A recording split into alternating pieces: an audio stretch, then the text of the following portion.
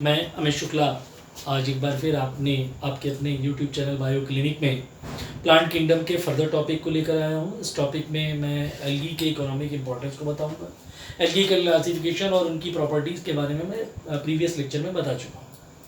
Actually economic importance यानी आर्थिक महत्व के अगर हम साइट को देखें तो पूरे को कवर करना पॉसिबल नहीं है, एक बहुत वास्ट टॉपिक, बट इनमें हम उन्हीं बातों पर फोकस करेंगे जिनसे क्वेश्चन पुट किए जाते हैं और जो एनसीईआरटी बेस्ड है। तो एनसीईआरटी बेस्ड टॉपिक्स को एक्सप्लेन करने की कोशिश कर रहा हूँ। बिना टाइम लॉस किए हम अपने टॉपिक पे आते हैं। एल्गी के इकोनॉमिक इंपॉर्टेंस को अगर हम देखें तो पूरे एटमॉस्फेयर में प्रेजेंट कार्बन डाइऑक्साइड का 50% पार्ट एल्गी के थ्रू ग्लूकोज के फॉर्म में फोटोसिंथेसिस की प्रोसेस के बाद फिक्स किया जाता है। इसीलिए 50% पार्ट फिक्सेशन जो CO2 का होता है उसको एल्गीज करते हैं। इसके अलावा पोरफाइरा जो एक रेड एल्गी है, सारगासम और लेमिनेरिया जो एक ब्राउन एल्गी है, ऐसे एल्गीज को इंक्लूड करते हुए टोटल 70 स्पीसीज जो मैरीन एल्गीज की है। मैरीन एल्गीज मींस समुद्री शैवाल जो समुद्र में पाए जाते हैं, यानी इनके साथ साथ अदर 67 और यानी including Laminaria, Porphyra and Sargassum, total 70 species जो मैरीन एल्गीज की होती है उनका use as a food form में किया जाता है। क्लोरेला जो एक यूनिसेल्युलर एल्गी है और स्पुरुलिना जो एक ब्लू ग्रीन एल्गी है, इनका यूज एक्चुअली में स्पेस ट्रैवलर जो अंतरिक्ष यात्री होते हैं वो फूड सप्लीमेंट के फॉर्म में करते हैं, क्योंकि ये प्रोटीन से बहुत ज़्यादा रिच होते हैं। वेस्टीज एक कंपनी है, उसका एक कैप्सूल आता है जिसे स्पुरुलिना का नाम दिया था। वो स्पुरुलिना एक्चुअली नाम यहीं से जनरेट किया गया क्योंकि उस प्रोटीन वाले कैप्सूल को बनाने के लिए जो स्पुरुलिना एल्गी का यूज किया जाता है।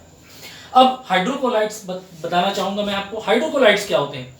ऐसे सब्सटेंसेस जिनके अंदर वाटर होल्डिंग कैपेसिटी बहुत ज्यादा होती है उन्हें हाइड्रोकोलाइट्स कहते हैं। एल्जीन और कैरागीन ये ब्राउन और रेड एल्गीज से मिलने वाले हाइड्रोकोलाइट्स हैं। इनके अलावा एक बहुत इंपॉर्टेंट जो हाइड्रोकोलाइट है अगार, जो एक्चुअली में जेलिडियम और ग्रेसिलेरिया जैसे एल्गीज से मिलता है। इस अगार का यूज माइक्रोब्स को कल्चर करने के लिए आर्टिफिशियली उनके लिए कल्चर मीडियम के फॉर्म में किया जाता है। इसके अलावा आइसक्रीम और जेलीज इंडस्ट्रीज में भी इसका यूज किया जाता है। यानी कई बार आता है agar is obtained from the Gelidium and Gracilaria, और बेसिकली इसका यूज माइक्रोब्स के कल्चर मीडियम के फॉर्म में किया जाता है। उसके अलावा आइसक्रीम और जेलीज को बनाने में किया जाता है। ब्राउन एल्गी अभी मैंने जैसा बताया था कि सारगासम और जो लेमिनेरिया है, लेमिनेरिया के अलावा एक और ब्राउन एल्गी बहुत इंपॉर्टेंट है जिसका नाम है फ्यूकस।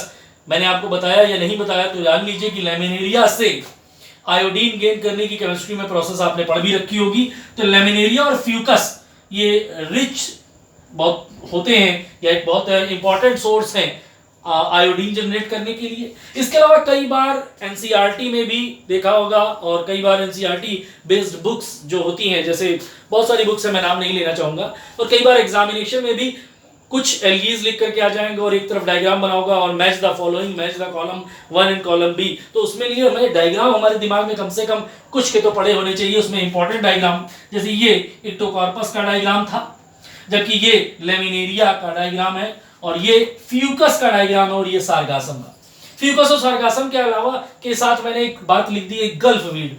गल्फ वीड का मतलब होता है खाड़ी। गल्फ जानते हो, मन्नार की खाड़ी वगैरह, मन्नार गल्फ वगैरह, बे ऑफ बंगाल वगैरह वगैरह, जो गल्फ वीड्स के नाम से, खरपतवार के नाम से जाने जाते हैं। आपने एक नाम सुना होगा सारगासो सागर। वो सारगासो सागर के नाम का नाम या कह सकते हैं वो सारगासम की मैक्सिमम क्वांटिटी उस सागर में है, इसलिए उसका नाम सारगासो सागर है।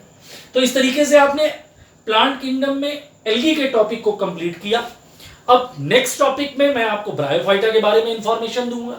अगर आपको मेरा ये लेक्चर अच्छा लगा हो तो प्लीज मेरे चैनल को सब्सक्राइब जरूर करिएगा, ताकि फर्दर जो भी मेरे थ्रू टॉपिक अपलोड किए जाते हैं उनकी इंफॉर्मेशन आप तक आती रहे।